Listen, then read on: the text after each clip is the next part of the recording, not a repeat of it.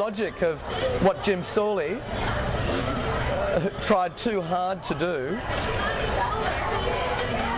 was that he wanted to bring this layering effect into the city, that he wanted to solve a whole series of car-related problems, that he wanted to create a, and also Alderman Hinchcliffe particularly, that these guys were committed to the idea that the only way a city like this can work is to have people living in the middle of it, or to have people being able to come into the middle of the city in a way which is socially equitable, financially equitable, and entertaining, you know, bloody important. The strategic plan calls for a doubling of population in the next 10 years, so obviously that will bring a lot more people to the area.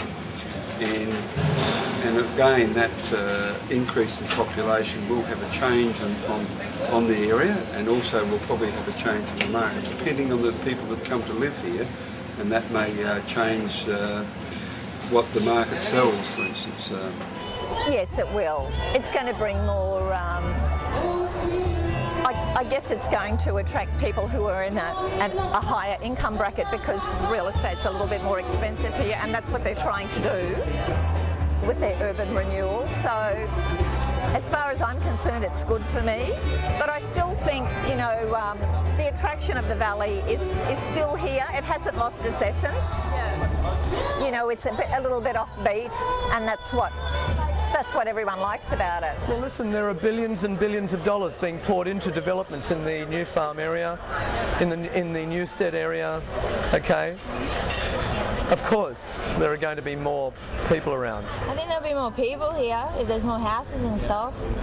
Yeah. Depends how much they cost though. See, then rich people and snobs will move in.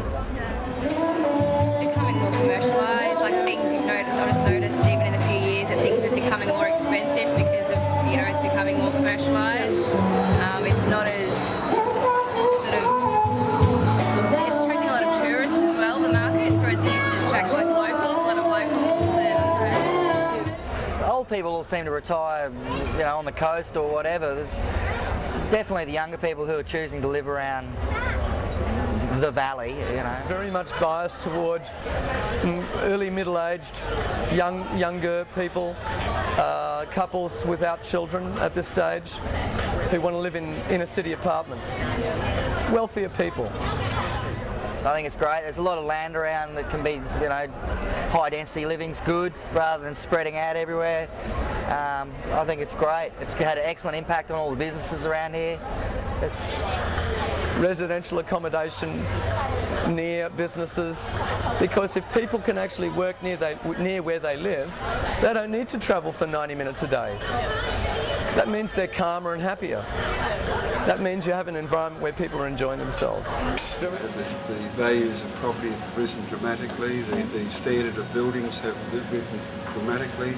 There's a lot of new buildings in the area, there's a lot of new retail established in the area, and the markets are part of that focus for the area. You've got a whole series of music venues here which were challenged a while ago by the people who bought the apartments nearby in the property development, said, we don't like the loud music. That's why they moved here. And then they got crazy and said, we don't like it. But they never complained about the traffic. Well, I think the valley is a place where there's increasing number of people both living here and coming here. So I think and it's probably becoming a more prosperous area than it was 10 or 15 years ago.